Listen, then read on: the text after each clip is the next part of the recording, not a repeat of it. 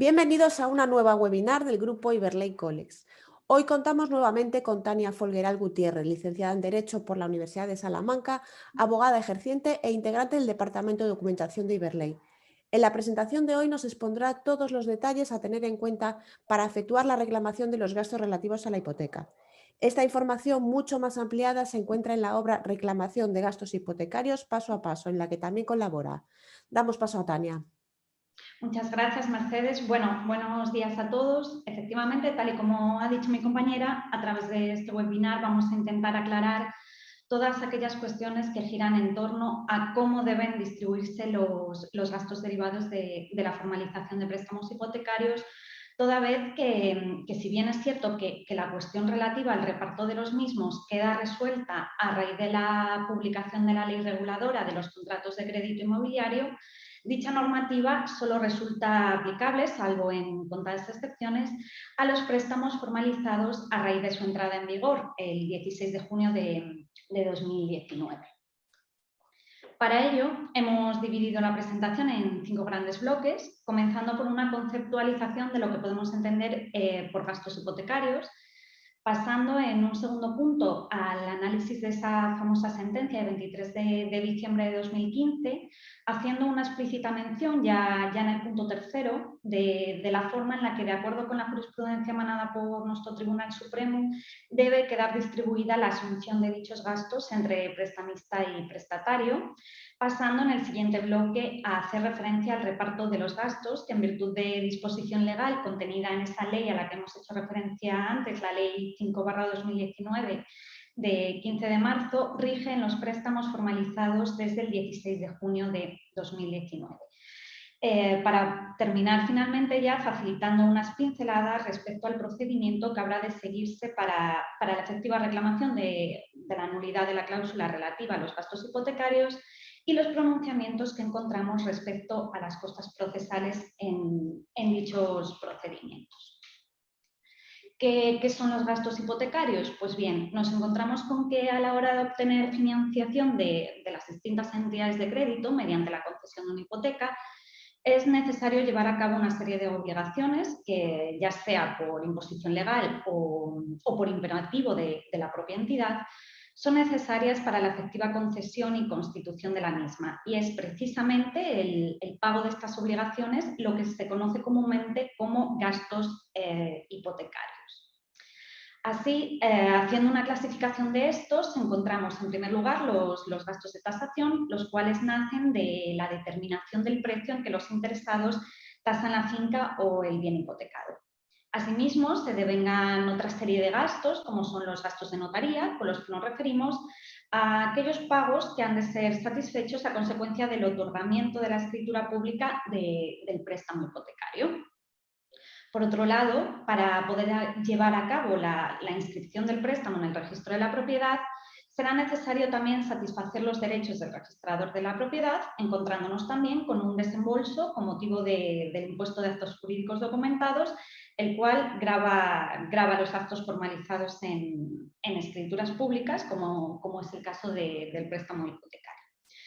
Por último, y en relación con los conocidos como gastos de gestoría, con ellos se hace referencia a aquellos gastos concernientes a la documentación y trámites administrativos asociados a la formalización del préstamo,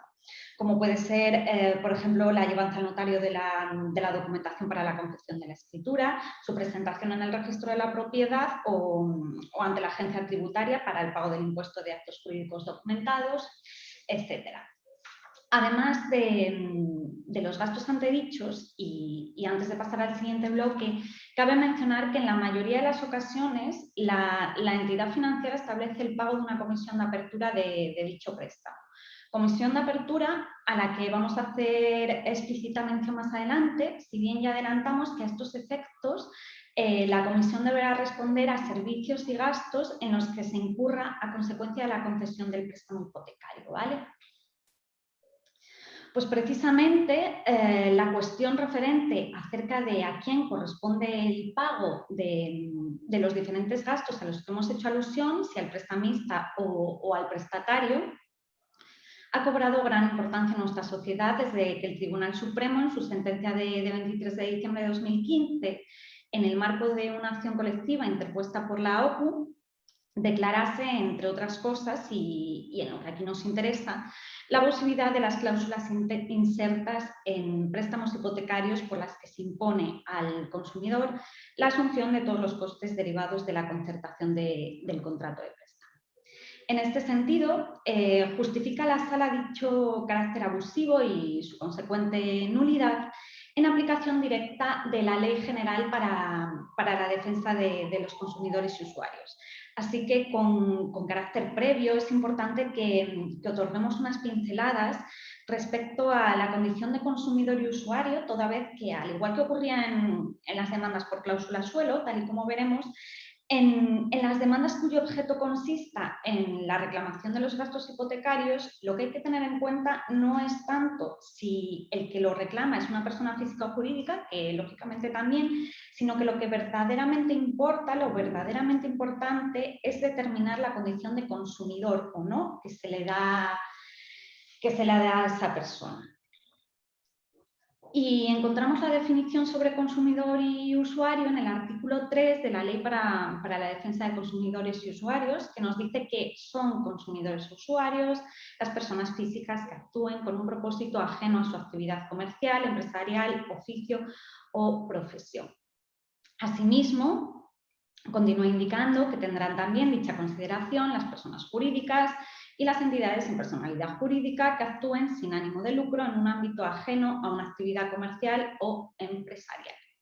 A su vez, y a raíz del Real Decreto de Protección de los Consumidores y Usuarios frente a situaciones de vulnerabilidad social y económica, que está vigente desde el 21 de enero de este año, del 2021, se añade al citado artículo un nuevo apartado, el apartado segundo, para incluir la figura de persona consumidora vulnerable,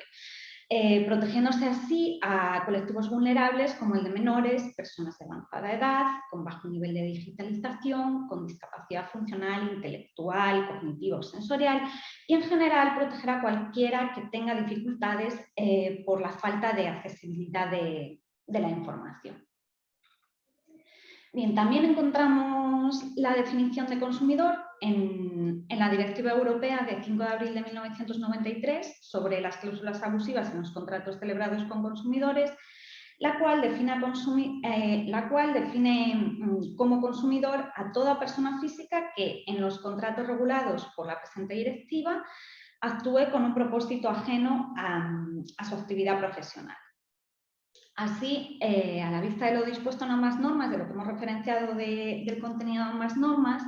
vemos que la Ley para la Defensa de Consumidores y Usuarios tiene una concepción más amplia sobre el concepto de consumidor, mientras que la Directiva Europea se ciñe en su definición a las personas físicas. Pues bien, ante esta diferencia normativa, hacemos uso de la sentencia de la Audiencia Provincial de Badajoz de 5 de octubre de 2016, en la que los magistrados de la Sala nos indican que, si bien es cierto que, a diferencia de la normativa europea, en España las personas jurídicas pueden ser también consumidores, la nota esencial que va a diferenciar a un profesional y a un consumidor es la ajenidad de la actividad profesional, ¿vale? Un claro ejemplo de persona física como consumidor lo podemos encontrar en la sentencia del Tribunal Superior de Justicia de la Unión Europea indicada en la diapositiva, que estudia el caso de un profesional, un abogado concretamente, que actuaba al margen de su actividad profesional, siendo esta circunstancia la importante, ¿vale? En este sentido, lo que señala el tribunal es que lo determinante no son las condiciones subjetivas del contratante, sino el destino de la operación. Dice el Tribunal Superior de Justicia que el juez nacional debe tener en cuenta todas las circunstancias del caso susceptibles de demostrar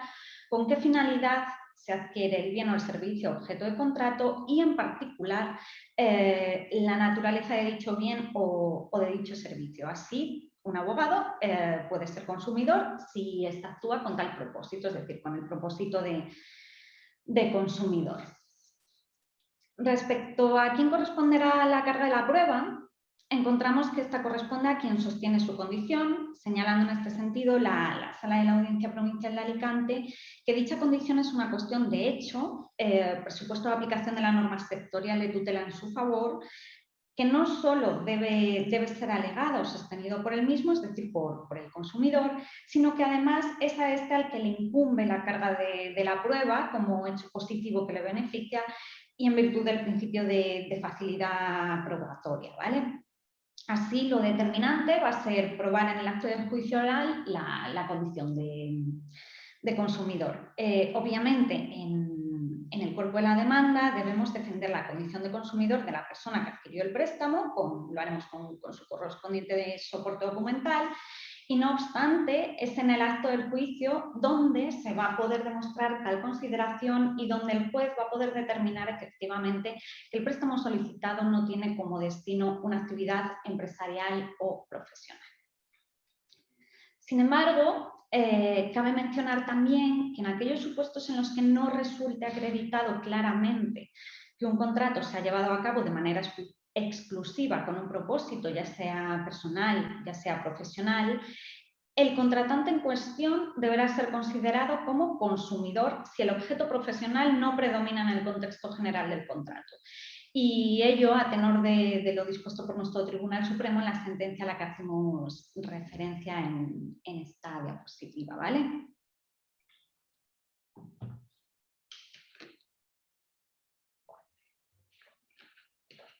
Pues bien, sentado ya la condición de consumidor y usuario, volvemos de nuevo a la sentencia del Supremo de 23 de enero de 2015, en el que la Sala, como dijimos, terminaba declarando la nulidad de las cláusulas insertas en los contratos de préstamo hipotecario sobre gastos de constitución de hipoteca y formalización del préstamo. El fundamento jurídico de la abusividad apreciada por la Sala descansa en el contenido del artículo 89 de la Ley General para la Defensa de Consumidores y Usuarios, que califica como abusivas las cláusulas por las que se produzca una transmisión al consumidor de las consecuencias económicas de errores administrativos o de gestión que no le sean imputables, así como la imposición al consumidor de los gastos de documentación y tramitación que por ley corresponda al empresario. Con relación a lo antedicho, la Sala refiere en la sentencia que dichas previsiones no se van a constreñir únicamente a la compraventa y extiende dicha regulación al contrato de préstamo con garantía hipotecaria, toda vez que, tal y como señalan, la financiación es una faceta o fase de dicha adquisición, esto es, de la compraventa, ¿vale?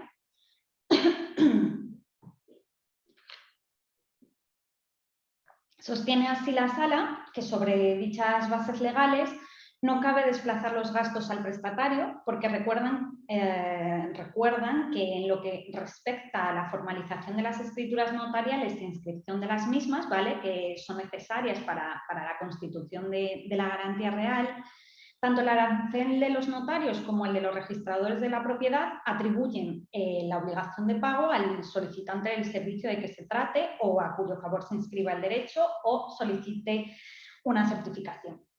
Señalando también que quien tiene el interés principal en la documentación e inscripción de la escritura de préstamo con garantía hipotecaria es sin duda el prestamista, pues de esta manera la entidad obtiene un título ejecutivo.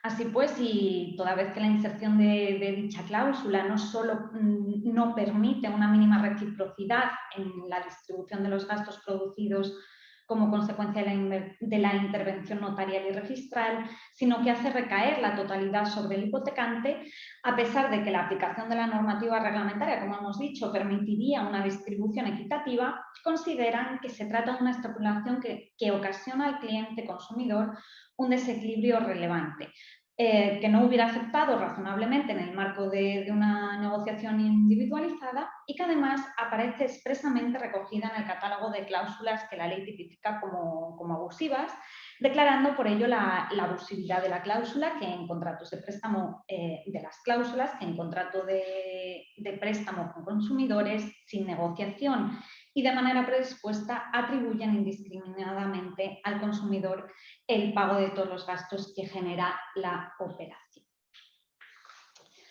Pues bien, a raíz de esta sentencia a la que hemos hecho alusión, los diferentes tribunales de nuestro país comienzan a declarar la nulidad de la cláusula mediante la que se atribuyen al prestatario los gastos derivados de los contratos hipotecarios celebrados con consumidores, pero sobre esa base de la abusividad de la atribución indiscriminada y sin matices de pago de todos los gastos del impuesto al consumidor, en este caso al prestatario, deberían ser los tribunales quienes deberían, vamos, y finalmente fueron quienes decidieran y concretaran en procesos posteriores cómo se distribuyen en cada caso los gastos e impuestos de la operación. Si bien, finalmente, el Pleno de la Sala de lo Civil del Tribunal Supremo dicta 5 sentencias de fecha 23 de enero de 2019 en las que fija una nueva doctrina jurisprudencial sobre las cláusulas abusivas en contratos con consumidores, ¿vale? En concreto, estas sentencias lo que hacen es recoger pronunciamientos sobre los gastos de comisión de apertura, de impuestos sobre actos jurídicos documentados, aranceles de notario y registrador y gastos de gestoría. Así que vamos a pasar a dar unas pinceladas respecto de la distribución que de acuerdo con la sala debe hacerse de cada uno de ellos. En lo que respecta al pago del impuesto de transmisiones patrimoniales y actos jurídicos documentados, la sala se reitera en otros pronunciamientos que anteriormente había efectuado a este respecto, manteniendo que el sujeto pasivo de este impuesto es el prestatario, es decir, el cliente. En consecuencia, en lo que a la satisfacción del impuesto se refiere, habremos de estar a las siguientes reglas. En cuanto al derecho de cuota variable, será sujeto pasivo el prestatario, y en cuanto al derecho de cuota fija, habrá que distinguir, por un lado, entre el timbre de la matriz, que corresponderá al abono del impuesto al prestatario, salvo en aquellos casos en los que exista un pacto entre las partes sobre la distribución de los gastos notariales y registrales, en los que también se distribuirá el pago del impuesto por matriz. Y respecto a las copias autorizadas, habrá que considerar, dice la sala, sujeto pasivo a quien las solicite. Si bien, ¿vale? Cabe advertir que con la entrada del Real Decreto Ley 17/2018 de 8 de noviembre, se modifica el artículo 29 de la Ley del Impuesto de Transmisiones Patrimoniales y Actos Jurídicos Documentados y se atribuye su pago a los prestamistas, ¿vale? Es decir, a la entidad. Ahora bien, a la doctrina jurisprudencial antedicha, en la que hemos hecho referencia antes, no le afecta este Real Decreto, puesto que dicha norma confiera su propia previsión de entrada en vigor solamente que sea aplicable a los contratos de préstamo hipotecarios celebrados con posterioridad a su vigencia, es decir, con posterioridad a 10 de noviembre de 2018 y no contiene regulación retroactiva alguna. Es decir, el pago del impuesto de actos jurídicos documentados recaerá sobre el prestamista del préstamo hipotecario si ese préstamo es posterior al 10 de noviembre de 2018 y si es anterior recaerá sobre el prestatario. Vale, el tribunal también se pronuncia con respecto a los gastos notariales. Para ello, alude al artículo 63 del Reglamento del Notariado, el cual remite la retribución de los notarios a lo que se regule en el arancel. Y el Real Decreto por el que se aprueba el arancel de los notarios habla que corresponderá su pago a los interesados, ¿vale? Pero no especifica si a estos efectos el interesado es el prestatario o el prestamista, por lo que la sala se pronuncia al respecto y manifiesta que dicho interés reside en ambas partes, toda vez que el prestamista tiene interés en la obtención de un título ejecutivo, mientras que el interés del prestatario radica en la obtención de un préstamo con garantía hipotecaria a un interés generalmente inferior al que obtendría en un préstamo sin dicha garantía. Así que, conforme a lo antedicho y reiterando el hecho de que la normativa notarial no especifica quiénes son esos interesados, la sala concluye que es razonable distribuir por mitad los gastos que que generan su otorgamiento. En relación con el arancel notarial de la escritura de modificación del préstamo hipotecario, la Sala manifiesta que la solución que debe otorgarse a la hora de fijar quién debe asumir el pago es la misma que en el supuesto anterior, es la misma que hemos referido antes, toda vez que dice que ambas partes están interesadas en la modificación o novación. Y por último, como vemos, cabe advertir que la situación cambia, ¿vale?, cuando hablamos de los aranceles notariales derivados de la escritura de cancelación de la hipoteca. Pues en este supuesto, el interesado en la liberación del gravamen es el prestatario, por lo que le corresponderá a este satisfacer dicho gasto.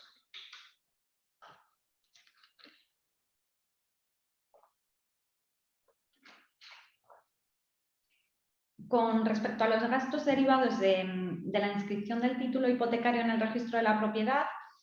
tal y como indica la Sala en sus diferentes sentencias, a diferencia de la normativa notarial, el Real Decreto por el que se aprueba el arancel de los registradores de la propiedad no contiene un criterio de imputación de pagos a quien tenga interés en la operación, ¿vale?, sino que lo que hace es imputarlos directamente a aquel a cuyo favor se inscriba o anote el derecho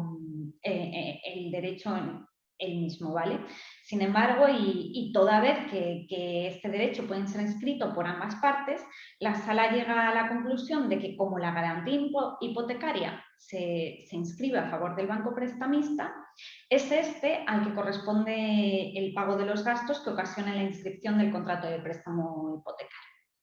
Sin embargo, en cuanto a la inscripción de la escritura de cancelación, al igual que pasaba en el apartado anterior, toda vez que ésta libera el gravamen, se inscribe a favor del prestatario, por lo que el arancel registral por la escritura de cancelación de la hipoteca correrá a cuenta de este. Respecto a los gastos de gestoría o gestión, la Sala parte de la premisa de la ausencia normativa legal que atribuya su pago bien al prestamista o bien al prestatario. Por lo que ante dicha realidad, en aquellos casos en los que se haya recurrido a los servicios de un gestor y toda vez que las gestiones se realizan en interés o beneficio de ambas partes, el gasto generado por este concepto deberá ser sufragado por mitad, ¿vale? Eso es lo que nos dice el Supremo. Bien, por último, la Sala también se pronuncia respecto a la cláusula por la que las entidades bancarias imponen al prestatario una comisión por la apertura del préstamo hipotecario. Y lo hace concretamente a través de una sentencia de 23 de enero de 2019, bastante reciente, en la que lo que hace la Sala es revocar el pronunciamiento de la audiencia, en la que ésta sí que consideraba abusiva dicha cláusula, al concluir los magistrados del Tribunal Supremo que este tipo de cláusulas no pueden ser consideradas abusivas si superan el control de transparencia. A este respecto, los magistrados consideran que la comisión de apertura no es ajena al precio del préstamo, sino al contrario, señalando que dicha comisión se constituye como una de las partidas del precio, constituyéndose junto con el interés remuneratorio en una de las principales retribuciones que recibe la entidad financiera precisamente por conceder el préstamo, ¿vale? Por esta razón, la Sala termina concluyendo que la comisión de apertura no es susceptible de control de contenido, sino que, como hemos dicho, exclusivamente lo será de control de transparencia. Y este control de transparencia lo considera superado o cumplido porque, tal y como nos señala en la propia sentencia, es de general conocimiento entre los consumidores interesados el hecho de que en la gran mayoría de los préstamos hipotecarios la entidad bancaria cobra una comisión de apertura, además del interés remuneratorio, que es uno de los extremos sobre los que la entidad bancaria está obligada a informar al potencial prestatario de acuerdo con la regulación de las fichas normalizadas de información. Y de hecho señala la Sala que suele ser uno de los extremos sobre los que versa la publicidad de las entidades bancarias. tratándose además, dicen, de una comisión que ha de pagarse por entero en el momento inicial del préstamo, lo que hace que el consumidor medio le preste especial atención como parte sustancial del sacrificio económico que le supone la obtención del préstamo, así como, por último, señalan que el hecho de que su redacción, ubicación y estructura permiten apreciar que se constituye como un elemento esencial del contrato. Respecto de los gastos de tasación, encontramos la sentencia del Tribunal Supremo de 27 de enero de este año, de 2021, en la que la Sala refiere que ante la falta de una normativa nacional aplicable y en defecto de pacto que impusiera al prestatario el pago de la totalidad o de una parte de estos gastos, no cabría negar al consumidor la devolución de las cantidades abonadas en virtud de la cláusula que se ha declarado abusiva. Ahora bien, es importante señalar a este respecto, como vemos, que los gastos de tasación únicamente se devolverán en caso de hipotecas que no les resulte de aplicación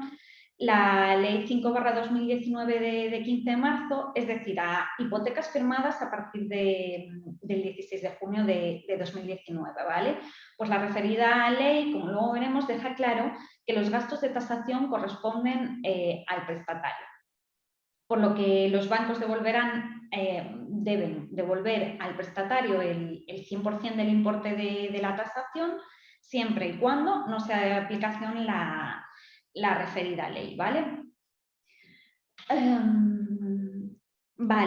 Ya a modo de resumen y conclusión con respecto a la doctrina fijada por el Tribunal Supremo con respecto a la distribución de los gastos, la satisfacción de los mismos queda distribuida de la siguiente manera, ¿vale? Serán gastos sufragados a partes iguales entre banco y cliente, arancel notarial de la escritura de préstamo hipotecario, arancel notarial de la escritura de modificación de préstamo hipotecario, gastos de gestoría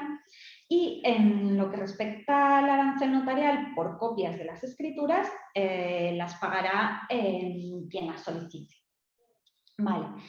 Serán gastos sufragados por el banco, el arancel registral de la inscripción de la garantía hipotecaria y el pago del impuesto de actos jurídicos documentados de los préstamos hipotecarios celebrados a partir del 10 de noviembre de 2018.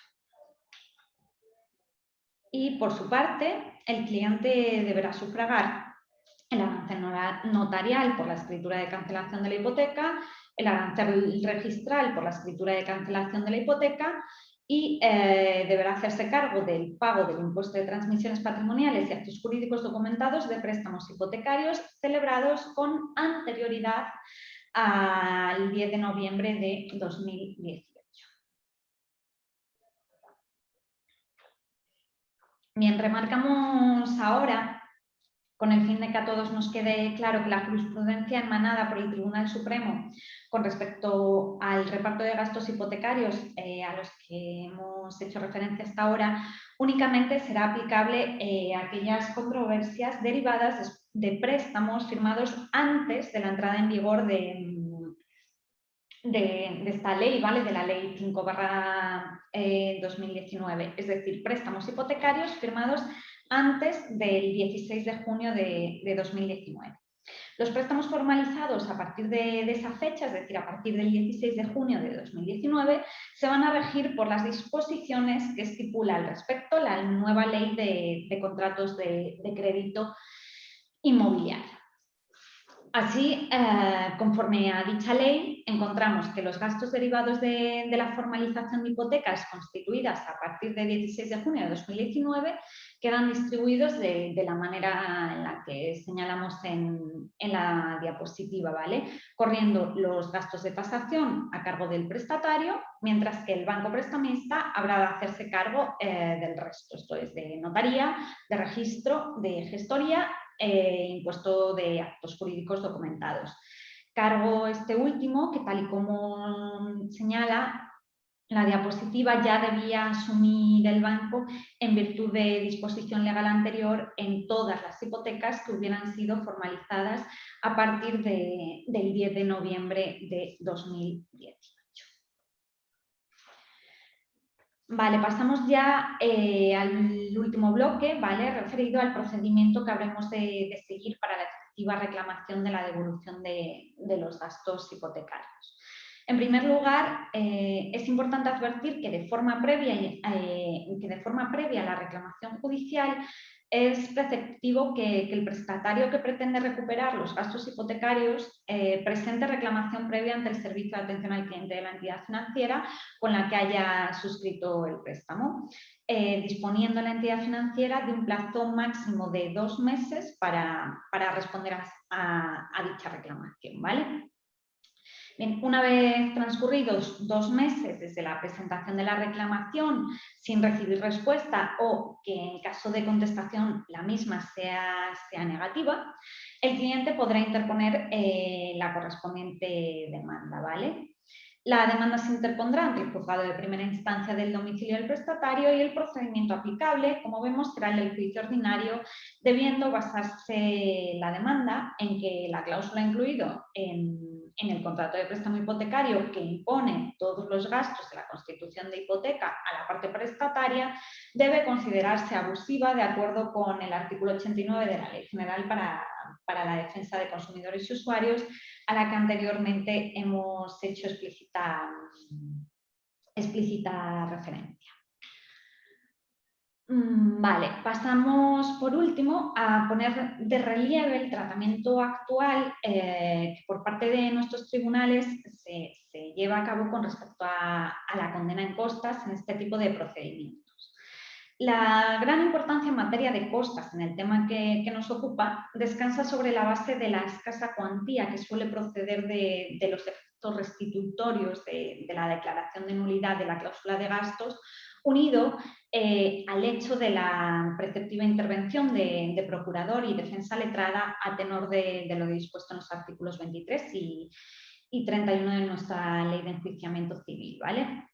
En este sentido, y si bien es cierto que nuestro ordenamiento jurídico recoge el principio cuasi objetivo de vencimiento, ¿vale?, previsto en el apartado primero del artículo 394 de la ley, y que desde hace tiempo los órganos jurisdiccionales de nuestro país estiman la abusividad de este tipo de cláusulas declarando su nulidad, existía discrepancia entre los mismos, entre estos tribunales, respecto a los efectos restitutorios de la declaración de nulidad, ¿vale? Circunstancia que conllevaba a que un gran número de demandas interpuestas fueran estimadas, ¿vale?, pero únicamente parcialmente, con su consecuente reparto de costas entre las partes litigantes, o que en otros casos, y a pesar de que se estimase la demanda de forma íntegra, el tribunal se acogiera a la excepción de la condena en costas por vencimiento en base a que el caso presentaba serias dudas de hecho o de derecho. Si bien en la actualidad existen importantes pronunciamientos a este respecto que han terminado estableciendo que la entidad prestamista deberá hacer frente a las costas en aquellos pleitos heridos por la tramitación de cláusulas abusivas en los que, declarándose la nulidad de las mismas, se estime la pretensión del consumidor, ¿vale? Es importante remarcar que la Sala del Tribunal Supremo, ¿vale?, reunida en pleno, se pronunció por primera vez sobre la imposición de costas de las instancias anteriores en julio de 2017, señalando en esencia que en aplicación del principio de efectividad del derecho de la Unión Europea y en concreto de la Directiva Europea de 5 de abril de 1993, debe excluirse la aplicación de la excepción basada en la asistencia de dudas de derecho al principio de vencimiento objetivo en materia de costas en los litigios sobre cláusulas abusivas en que la demanda del consumidor resultaba estimada, ¿vale? Y esta sentencia ha sido reiterada en sentencias posteriores, como por ejemplo la sentencia de 17 de septiembre de 2020. Vale, por último, cabe advertir que en aquellos supuestos en los que nos encontremos que el banco se allana a la demanda antes de contestarla, si bien es cierto que de conformidad con lo previsto en nuestro ordenamiento jurídico, concretamente en el apartado primero del artículo 395 de la Ley de Enjuiciamiento Civil, si el banco se allanara a la demanda antes de contestarla, no procedería la condena en costas, debe tenerse en cuenta que dicho precepto exceptúa tal aplicación si el tribunal, razonándolo debidamente, apreciara mala fe en el demandado. Pues bien, lo antedicho, unido a que el prestatario demandante haya recurrido a la reclamación extrajudicial de manera previa a la interposición de la demanda, podría llegar a conllevar una condena en costas, ¿vale? Y ello a la luz de la reciente sentencia dictada por el Alto Tribunal, por el Tribunal Supremo, en una sentencia de 27 de enero de 2021,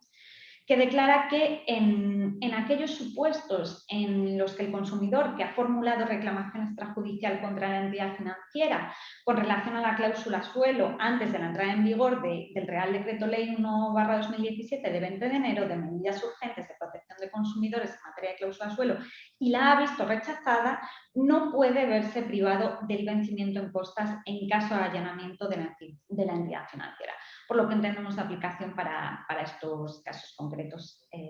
también, ¿vale? Bueno, pues esto es todo. Muchas gracias por su atención. Agradecemos tu participación, Tania. Deseamos que esta webinar les haya sido de utilidad. Muchas gracias a todos por su asistencia.